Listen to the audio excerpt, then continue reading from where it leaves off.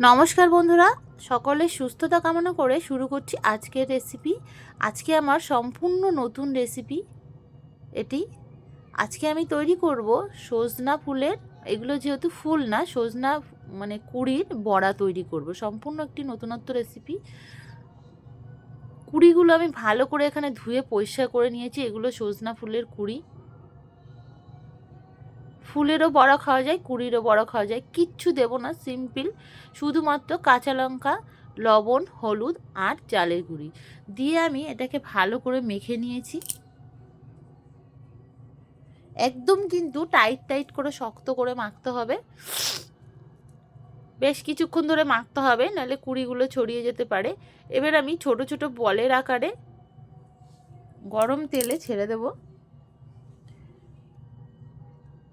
পকোড়াগুলো কিন্তু খুব ক্রিপসি হয়েছিল খেতে, ডালের সঙ্গে দারুণ খেতে লাগে ভাত দিয়ে।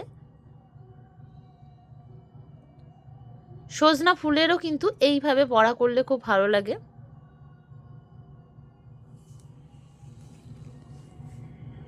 এখানে আমি ছোট ছোট বলের মতো শেপ দিয়েছি, যার যেটা পছন্দ সেরকম শেপ দেওয়া যাবে।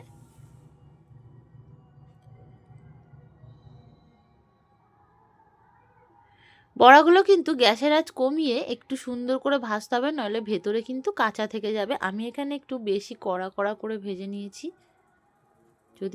যেহেতু ভেতরে যেন কাঁচা না থাকে। প্রথম পর্যায়ে আমি এতগুলো ভেজে নিলাম, পরে আমি আবারও আরেকবার করে ভেজে নেব।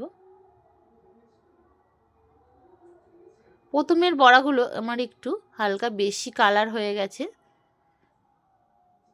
তার জন্য আমি পরেরটা একটু কম ভেজেছি। একটু বেশি ভাজা হয়ে গেছে, কড়া ভাজা হয়ে গেছে।